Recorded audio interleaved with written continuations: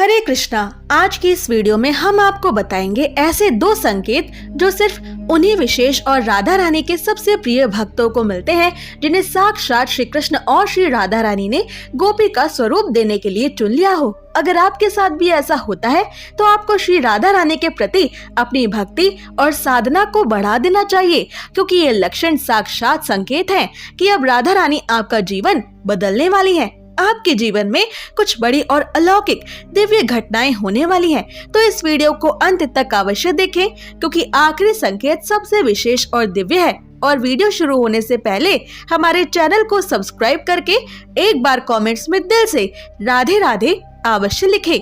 दोस्तों, एक व्यक्ति जब राधा कृष्ण की भक्ति में आता है तो निकुंज में विराजमान श्री श्यामा श्याम उस व्यक्ति को देख के आपस में चर्चा करते हैं कि इसे अगर निकुंज में बुलाया जाएगा तो उस भक्त को कैसा रूप दिया जाएगा, निकुंज में उसका नाम और सेवा क्या होगी, उसके वस्त्रों का रंग क्या होगा, उसको सखा या सखी क्या बनाया जाएगा, सहचरी बनाया जाएगा या गोपी बनाया जाएगा। ये सब बातें श्री राधा कृष्ण द्वारा तभी तय कर दी जाती हैं जब कोई व्यक्ति पूरी श्रद्धा से राधा रानी का नाम जपने लगता है, राधा कृष्ण की सेवा करने लगता है। और जब राधा कृष्ण के बीच भक्त को लेकर ऐसी वार्ता होती है तो उस भक्त को अपने जीवन में ऐसे कुछ संकेत मिलने लगते हैं जिनसे उसे पता चलने लगता है कि अब श्री राधा रानी ने उसे उसके भाव के अनुसार गोपी स्वरूप प्रदान करने के लिए चुन लिया है। इसलिए आज की इस वीडियो में उन भक्तों के बारे में बात होगी जो श्री कृष्ण की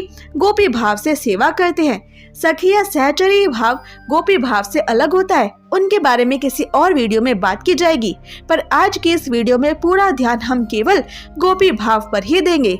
अगर आपका भी राधा कृष्ण के प्रति गोपी भाव है तो ये वीडियो आपके लिए है। आपको गोपी भाव मिलने वाला है, इसके लक्षण जानने से पहले आपका गोपी भाव को समझना बेहद जरूरी है। गोपी कोई स्त्री नहीं है।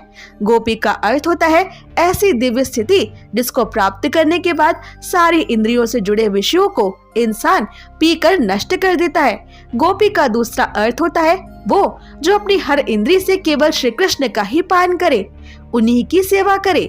गोपी एक पदवी है और भाव से पूजा करने वालों को निकुंज में श्री कृष्ण की गोपी के रूप में ही भाव देह प्राप्त होता है और फिर वो सदा गोपी बनकर ही गोलोक धाम में श्री कृष्ण के समीप रहते हैं। गोपी भाव और गोपी प्रेम सिर्फ और सिर्फ श्री राधा रानी की कृपा से ही किसी जीव को मिलता है, क्योंकि गोपियां श्री राधा रानी का ही अंश मात्र हैं।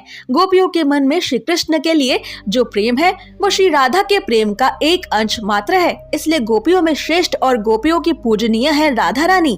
और जब राधा रानी किसी भक्त को श्री कृष्ण के प्रति उनका गोपी भाव देकर उनसे प्रसन्न होती हैं तो राधा रानी ही उस भक्त को श्री कृष्ण की गोपी बनाती हैं, उसे गोपी भाव देने के लिए चुनती है।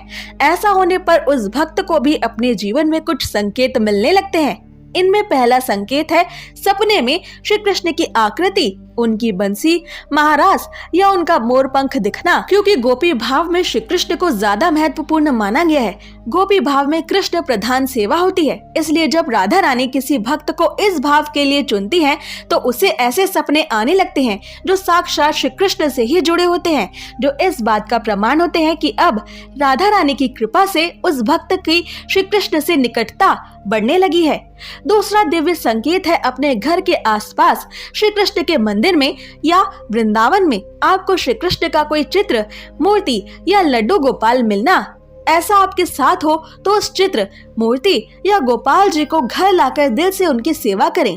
यही साक्षात श्री कृष्ण हैं जिनका आपके जीवन में पदार्पण हुआ है।